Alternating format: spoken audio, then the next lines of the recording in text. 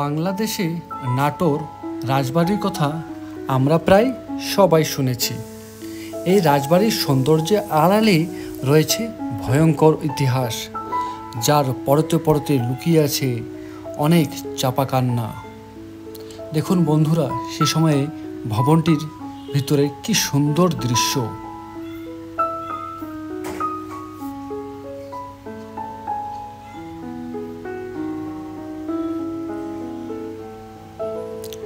এই সেই জেলখানা যেখানে নিরীহ কৃষকদের বন্দি করে রাখা হতো, করা হতো অনেক অত্যাচার, এবং এই ফাঁসির মঞ্চে তাদেরকে ঝুলিয়ে ফাঁসি দেওয়া হতো। এই ভিডিও দুটি বিস্তারিত পরের পর্বে তুলে ধরবো আপনাদের সামনে।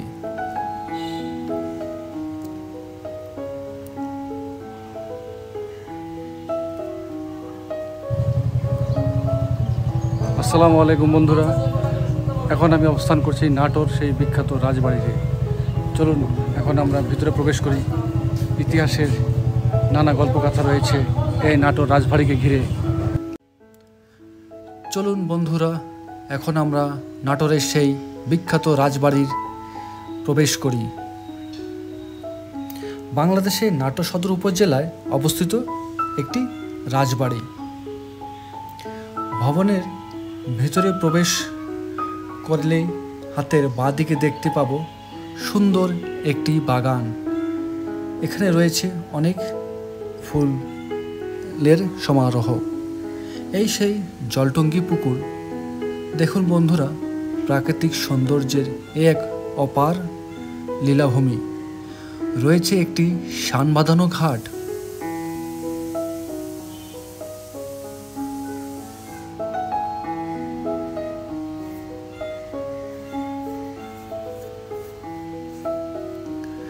ভবনের ঢুকতে হাতের বাঁ দিকে পড়বে আরেকটি মন্দির। দেখুন বন্ধুরা, অতি প্রাচীন এই মন্দিরটির প্রধান ফটকের চিত্র। এই ফটকের পাশে রেখে ছোট্ট কক্ষ। সে সময়কাল দেখুন এই ভবনগুলি কতই শক্তপোক্তভাবে তৈরি করা হয়েছিল।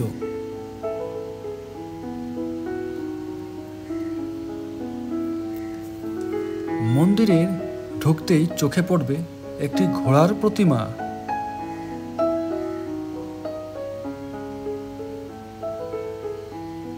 ঠিক তার সামনে রয়েছে একটি হাতির প্রতিমা।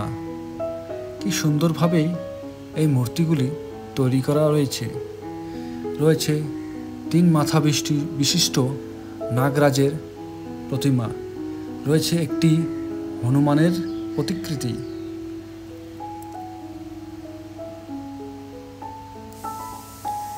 এখানে রয়েছে আরেকটি প্রাণীর প্রতিমা। মন্দিরের পাশেই রয়েছে একটি শান বাঁধানো ঘাট। এই মন্দিরটি একবার দেখুন বন্ধুরা, কি সুন্দরভাবেই তৈরি করা হয়েছে।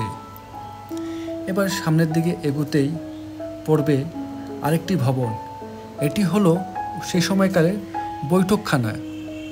মন্ত্রিসভায় যেমন মন্ত্রীদের নিয়ে রাজা বিভিন্ন বিষয় নিয়ে সেখানে সভা করত, এই সেই বৈঠকখানাতে তা করা হতো। বন্ধুরা, এখন আমি আছি নাটোরের রাজপ্রাসাদের বৈঠকখানা।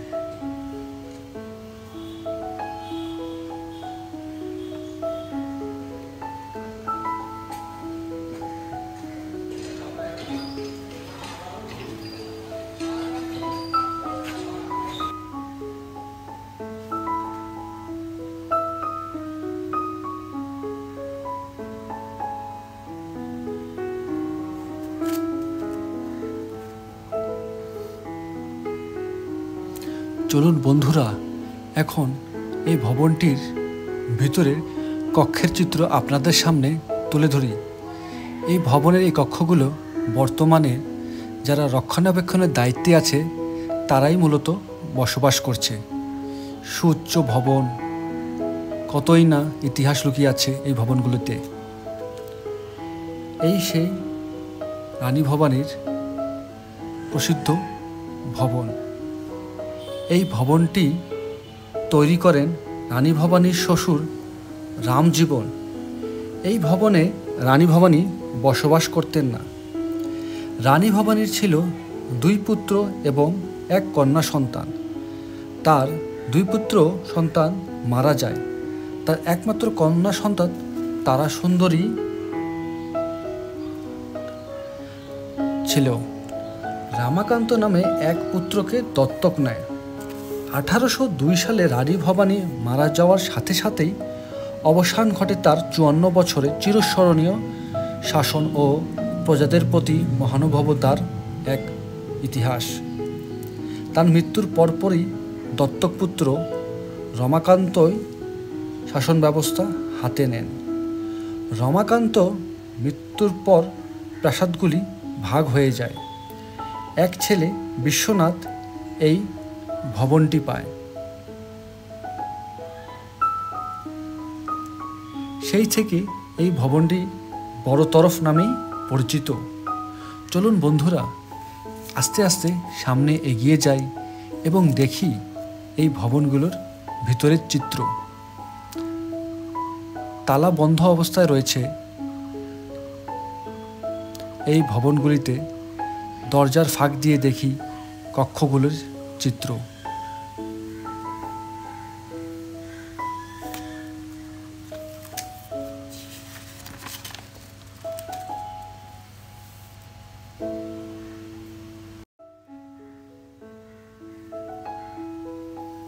দেখুন বন্ধুরা, কি সুন্দরভাবে তৈরি করা হয়েছিল এই ভবনগুলি। ভবনগুলি তালাবদ্ধ অবস্থায় রয়েছে। দরজার ফাঁক দিয়েই আপনাদের দেখাই ভবনের চিত্র। দেখুন বন্ধুরা, কতটা জাঁকজমক ও জৌলসময় ছিল সে সময়কাল এই ভবনগুলি। চোখ জুড়িয়ে যাচ্ছে এই নকশাগুলো দেখে, আর ভাবছি তারা কতই না বিলাসিতা জীবনযাপন করত এই ভবনগুলিতে। আজও দরজা জানালা সব অক্ষত অবস্থায় রয়েছে।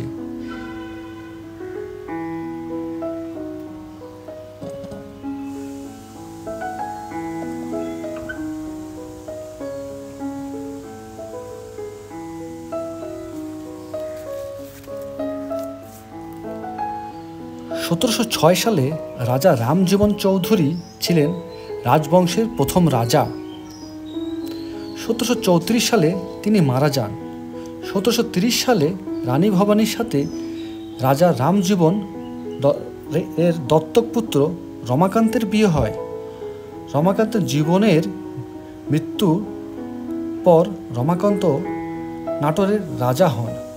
1748 সালে রমাকান্তের মৃত্যুর পর নবাব আলীবর্দী খাঁ রানী ভবানীর উপর জমিদারি পরিচালনার দায়িত্ব অর্পণ করেন। রানী ভবানী ওপর দায়িত্ব পড়ে রাজশাহী, পাবনা, বগুড়া, কুষ্টিয়া, যশোর, রংপুর, পশ্চিমবঙ্গ, মুর্শিদাবাদ, বীরভূম, মালদা জেলার বিভিন্ন অঞ্চল। রক্ষণাবেক্ষণের কাজ আজও চলছে এই ভবনটিতে। তাই এই ভবনটি অনেক সুন্দর ও গোছানোভাবে আজও দেখা যায়। এটা হলো বড় তরফের মালখানা। এখানে সে সময়কার অস্ত্রশস্ত্র ও প্রজাদের ক্রয়কৃত সম্পত্তি এখানেই সংরক্ষণ করে রাখা হতো। সে সময়কাল পাইক পেয়াদারা এর পাশের ভবনটিতেই বসবাস করত।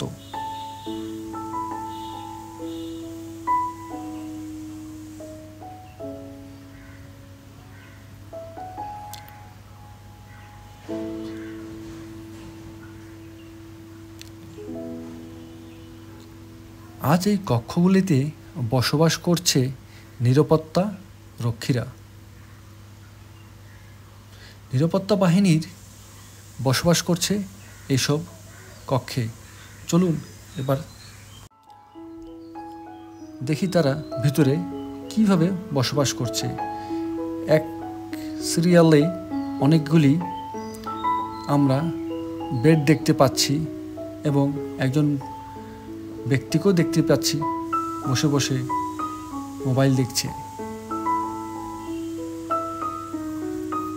তার পাশেই রুমে চলছে সম্ভবত রান্নাবান্নার কাজ।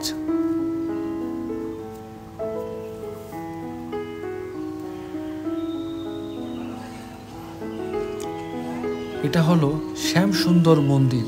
দেখুন বন্ধুরা, এই সুউচ্চ ভবন এবং এই দরজাটি, আজও দরজাটি অক্ষত অবস্থায় রয়েছে। এই ভবনের দরজা ঠেলে ভিতরে প্রবেশ করতেই আমরা দেখতে পাচ্ছি পূজা মণ্ডপ, এবং সে সময়কাল এখানে পুজো অর্চনা করা হতো এবং আজও বিভিন্ন সময় এই ফাঁকা জায়গা যা আমরা দেখতে পাচ্ছি সেখানে পুজো অর্চনা করা হয়ে থাকে। গোছানোভাবে প্রত্যেকটি ভবন রয়েছে। প্রত্যেকটি ভবনের ভাগে রয়েছে বিভিন্ন মন্দির, রয়েছে পাইক পেয়াদাদের বসবাসের স্থান, রয়েছে মালখানা। এই জন্য সাজানো গোছানো এক রাজ্য।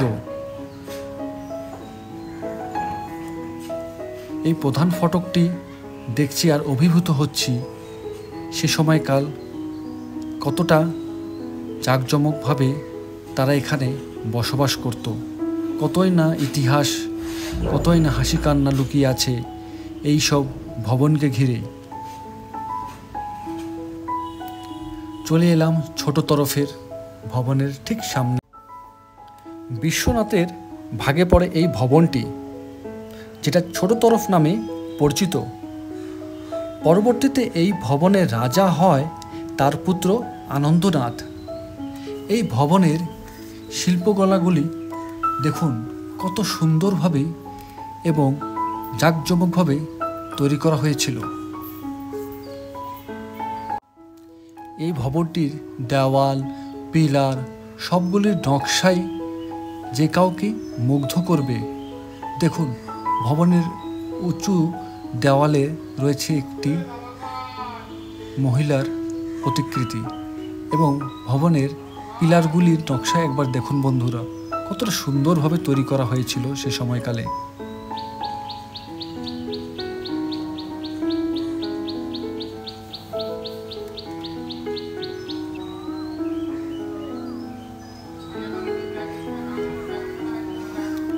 এই ভবনগুলির সৌন্দর্যের আড়ালে রয়েছে কিছু ভয়ঙ্কর ইতিহাস। সেই ইতিহাসগুলো আমি তুলে ধরব এই ভিডিওর দ্বিতীয় পর্বে। সেখানে দেখাবো রানীমহল, জেলখানা, ফাঁসির মঞ্চ এবং এই ভবনগুলোর রয়েছে অনেক নিদারুণ কষ্টের কাহিনী, অনেক অত্যাচারের কাহিনী। এই কাহিনীগুলোই আমি মূলত তুলে ধরব এই ভিডিওর দ্বিতীয় পর্বে। তাই আপনাদের আমন্ত্রণ রইল আমার এই দ্বিতীয় পর্বে ভিডিওগুলি দেখার জন্য। আপনারা ওই ভিডিওগুলোতেই দেখতে পাবেন সেই সময়কাল রোমাঞ্চকর সেই কাহিনীগুলির ইতিহাস।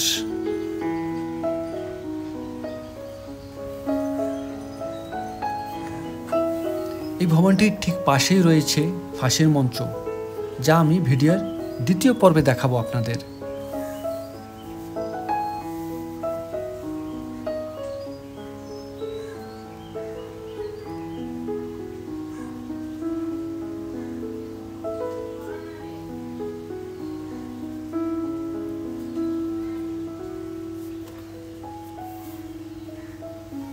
দেখুন বন্ধুরা, এই ভবনটির পাশে রয়েছে একটি পানির ফোয়ারা। একবার কল্পনা করুন, এই ফোয়ারা দিয়ে যখন পানি পড়তো তখন কত সুন্দরই না লাগতো সেই দৃশ্যটি। এসব দৃশ্যের আড়ালে রয়েছে অনেক ভয়ঙ্কর ইতিহাস। সেই ইতিহাসগুলো দেখার জন্য আপনাদের আমন্ত্রণ রইল আমার এই ভিডিওর দ্বিতীয় পর্বে।